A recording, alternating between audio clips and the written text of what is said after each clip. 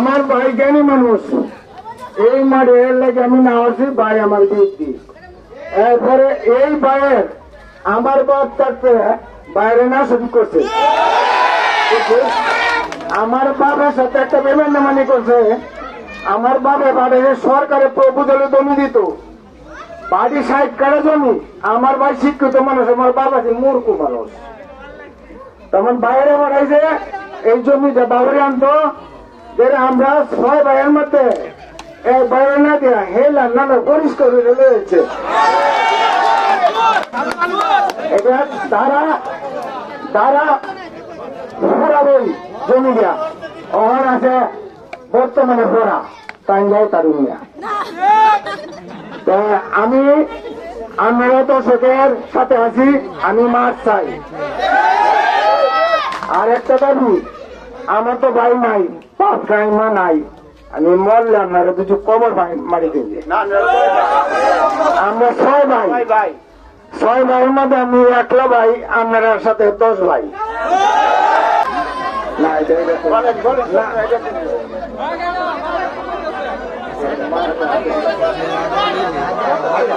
ধন্যবাদ ধন্যবাদ আব্দুল কালার প্রতি সাহেবকে,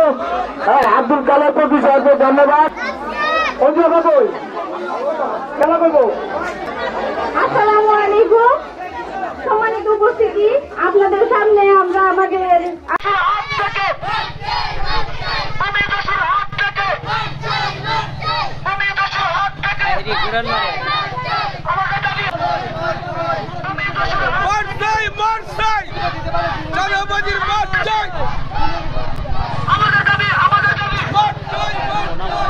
আজকের মানববন্ধনে মানে অ্যাড হয়েছেন, তো ওনার দাবি হলো যে ওনারা এই আনিস ফকির সাহেবের যে চরিত্রের বিষয় নিয়ে বললেন, ওনা শুধু এই গুজাদিয়া ইউনিয়নের আটকাপাড়া মাঠ নয়, ওনা দখল করে আসছে যে ওই মহিলা যার মা বাবা কেউই নেই, তার জমি দখল করে রেখেছে এই আনিস ফকির সাহেব। তো ওনা এই কথাটাই বলেছিলেন। ধন্যবাদ আপনাকে।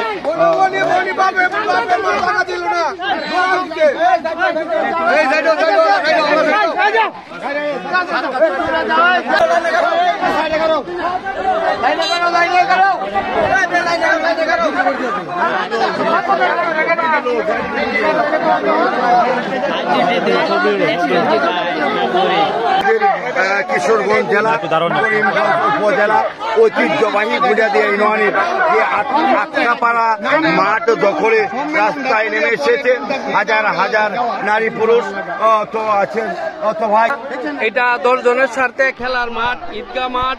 এমনকি জানাজার মাঠ, ধর্মীয় সভা, বর্তমানে একটা স্কুলও আছে, সেই স্বার্থে জনগণের স্বার্থে ওই মাঠটি ব্যবহার হয়ে আসছে। তো আনিস ফকির সাহেব উনি মাঠটি কিভাবে উনি দাবি করেন সেটা আমি জানি না, তবে ওইটা দীর্ঘ 100 বছরের পূর্বের ইতিহাস। তো কিছুদিন পূর্বে আমি দেখলাম উনি একটা সাংবাদিক সম্মেলন করেছেন যে কিছু সংখ্যক দুষ্কৃতিকারী লোক নাকি এই মাঠটা ওনারা দখল না দেওয়ার জন্য পায়তারা করছে, কিন্তু আজকে তো আমি কিছু সংখ্যক লোক দেখি নাই। আজকে আমি দেখতেছি যে পুরো আটকাপাড়া নয়, রামনগর, আটকাপাড়া, ডালারপাড়া, এমনকি তথা গুজাদিয়া, আশুতিয়াপাড়া, পাতাইরাপাড়া, পুরা গুজাদিয়া ইউনিয়নের লোকজনে আজকে এই মাঠটার যেন কোনো কুচক্রকারী মহল যেন দখলে না নিতে পারে, যেন দর্শকের দখলে থাকে, তারা যেন ধর্মীয় সভা, ঈদগাহ এবং খেলাধুলার মাঠ সচেতনভাবে ব্যবহার করতে পারে, সেই জন্য সবার দাবি। কিন্তু আমার একটা দুঃখ লাগলো এই জায়গায় যে আনিস ফকির সাহেব উনি যে সাংবাদিক সম্মেলনে কিছুদিন পূর্বে বলেছেন যে দুষ্কৃতিকারী মহল, আজকে যারা দুষ্কৃতিকারী মহল যাদেরকে বলছেন, যারা নেতৃত্ব দিচ্ছেন, তারা হচ্ছেন একটা পুরনো মসজিদ আটকাপাড়া, ওই মসজিদের সভাপতি হারেস মুরাল, একজন সেক্রেটারি বাদল ফকির, কোষাধ্যক্ষ আহাদ, ওরা ওই মসজিদের দায়িত্বে আছেন। আরেকটা মসজিদ আছে বড় মসজিদ আটকাপাড়ার, জিল্লু ভাই উনি হলো সভাপতি, গোলাপ বহির সাহেব উনি হলো সাধারণ সম্পাদক, এরপর আমাদের সিরাজ ভাই উনি কেশিয়ার।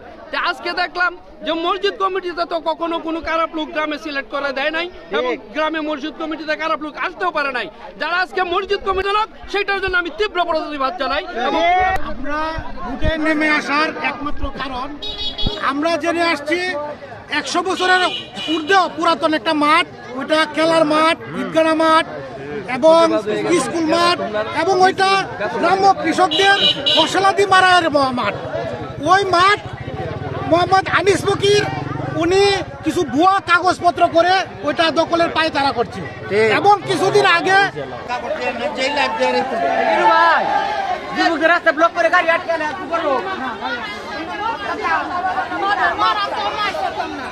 করে যাইতে ওই মিছিলটা লইয়া তাহলে ভাই কাম হইব বাজার উঠো যেটা কাম হইব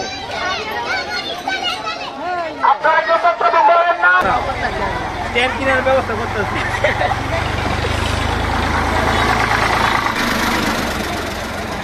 আসতে যাও প্রমোশন করো প্রমোশনে যাও এই দিকটা তুমি প্রমোশনে যাও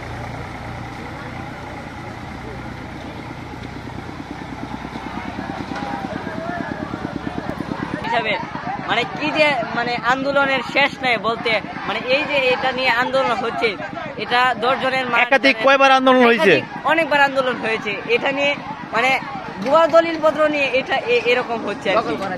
দখল করার চেষ্টা হচ্ছে এটাতে ভুয়া দলিল কাগজে আপনারা দেখতে পেয়েছেন যেটা নিয়ে অনেক আলোচনা গ্রামবাসী বলতেছি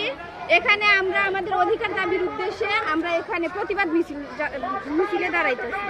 এখানে আমরা এর আগেও আরেকটি সংবাদ সম্মেলনে আমরা প্রতিবাদ করেছি কিন্তু আমাদের প্রতিবাদের উল্লেখে তারা বলেছে যারা মাঠ থেকে চাইতেছে তারা বলতেছে আমাদেরকে নাকি ভাড়াটিয়া মানে উনি কি বোঝায় আমরা যদি আমাদের দাবির উদ্দেশ্যে যদি একটা কথা বলতে না পারি তাহলে কিসের স্বাধীনতা আমাদের কি বাক স্বাধীনতা নাই আমরা কি কথা বলতে পারবো না কেন নারীরা কেন সব দিক দিয়ে পিছিয়ে থাকবে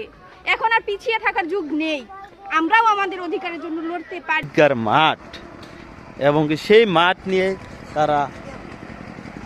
এই যে ঈদগার মাঠ মিমগড় এখানে নামাজ পড়ে হাজার হাজার মানুষ নামাজ পড়ে সেখানে যে চাল ডাল পাট সরিষা বিভিন্ন কৃষি ফসল সেখানে আইনা স্টকে রাখে বা তাদের এখান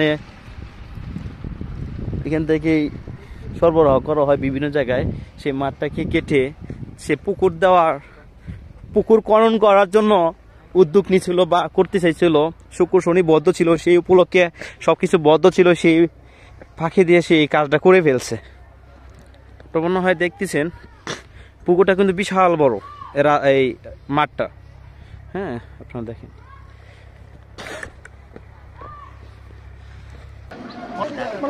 আমরা মনে করুন 130 যাবত ভাবে ঈদগাহ মাঠ চলছে হ্যাঁ তখন থেকে আমরা ঈদের উপলক্ষে নামাজের মনে করি জানাজার আবার খেলাধুলার প্রাইমারি একটা স্কুল আছে তখন থেকে আমরা এইভাবে মাঠ চলে তখন পরে থেকে হ্যাঁ উনি মধ্যে আবার পাইছি তা আমরা এলাকার মানুষ কোনো সময় তাকে আশ্রয় দিছে না হ্যাঁ সন্ত্রাসী ভাবে দৌড়াই দিছে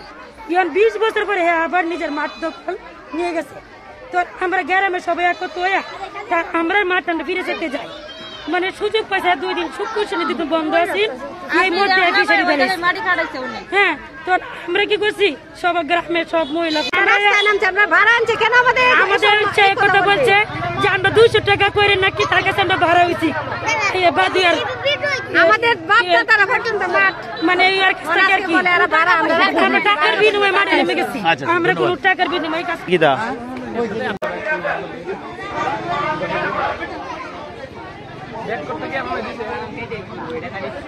আসো আমাদের এলাকার লোক তো দেখতে পাচ্ছেন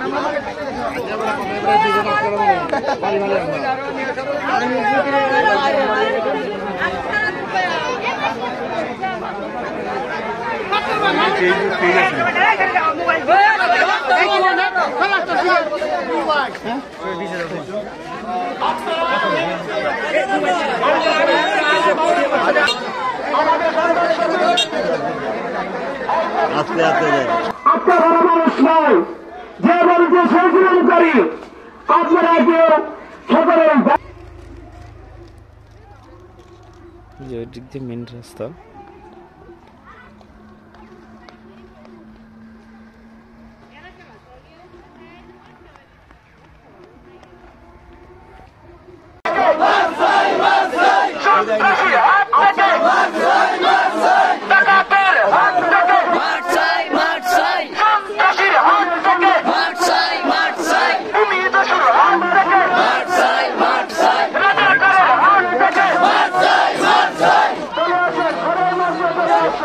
আমাদের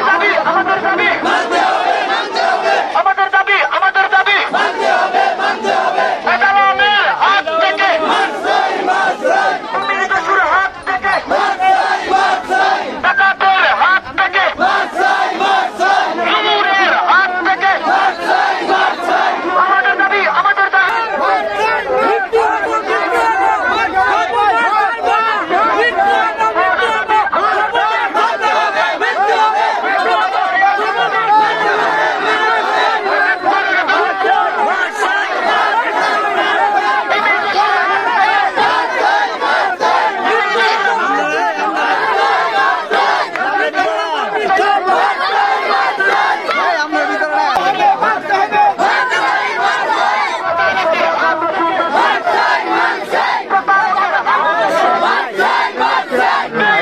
আছে আমার কাজ শেষ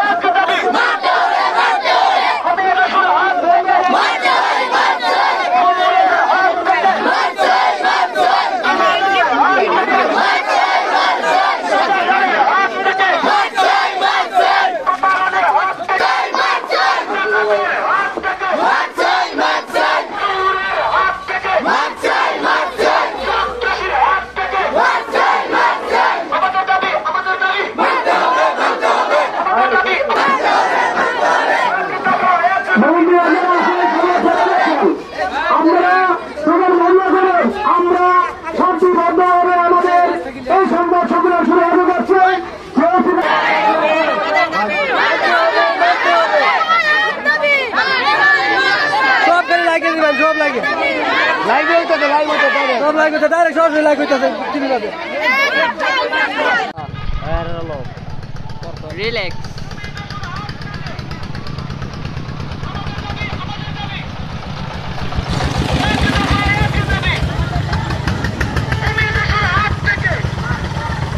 দিলো